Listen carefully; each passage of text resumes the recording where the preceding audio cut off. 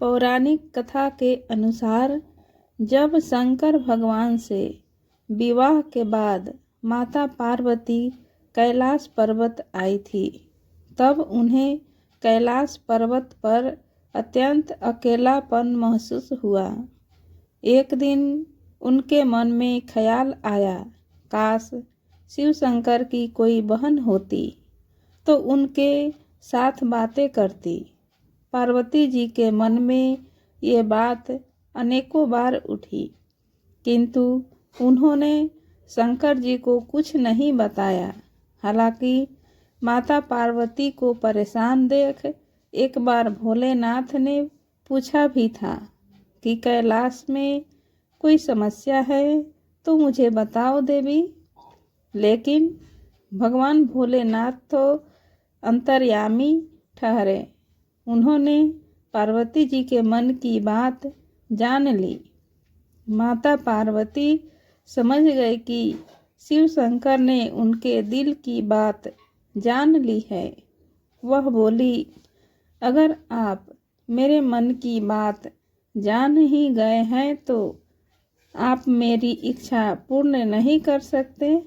भगवान शिव शंकर मुस्कुराए और बोले, मैं तुम्हें ननद तो ला कर दे दूं, लेकिन क्या आप उसके साथ निभा पाएगी? इसके बाद शंकर जी ने अपने माया से एक देवी को उत्पन्न किया। हालांकि उनका रूप बड़ा विचित्र था। वह बहुत मोटी थी और उनके पैरों में काफ़ी दरारें थी। शिव ने उनका नाम असावरी देवी रखा। माता पार्वती अपनी ननद को देखकर काफ़ी खुश हुई। इस तरह माता पार्वती को ननद मिल गई। माता पार्वती ने असावरी देवी को स्नान करवाया और फिर भोजन पर आमंत्रित किया।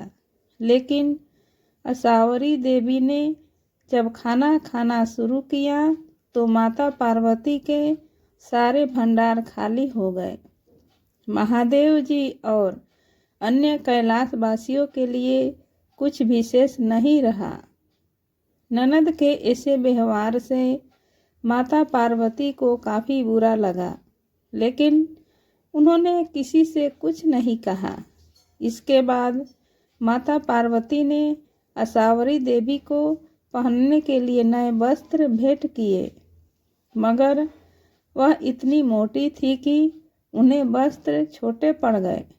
इसके बाद माता पार्वती दूसरे वस्त्र लेने गई तो असावरी देवी अपनी भाभी के साथ मजाक करना शुरू कर दिया। ननद असावरी देवी ने हंसी ठिठोली करते हुए अपनी भाभी को अपने पैरों की दरारों में छुपा लिया। पार्वती जी के लिए दरारें में सांस लेना भी मुश्किल हो गया।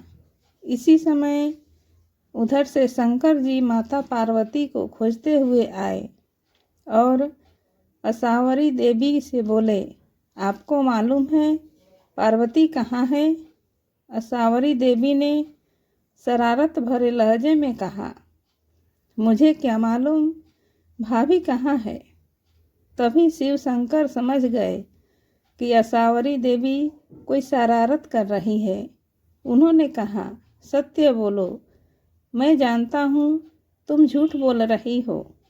असावरी देवी जोर जोर से हंसने लगी और जोर से अपना पैर जमीन पर पटक दिया। तभी पैर की दरारों में दबी माता पार्वती झटके के साथ बाहर आ गई। ननद के इस व्यवहार से माता पार्वती के मन बहुत ज़्यादा दुखी हुआ।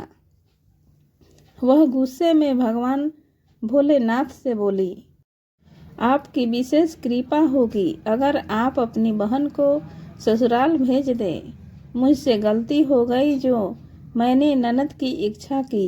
भगवान भोलेनाथ समझ गए कि भाभी ननद में बहुत ज़्यादा पटने वाली नहीं है। इसके बाद उन्होंने असावरी देवी को कैलाश पर्वत से विदा कर दिया। प्राचीन काल से आरंभ हुआ ननद भाभी के बीच की नोक झोंक का सिलसिला आज तक चलता रहा है।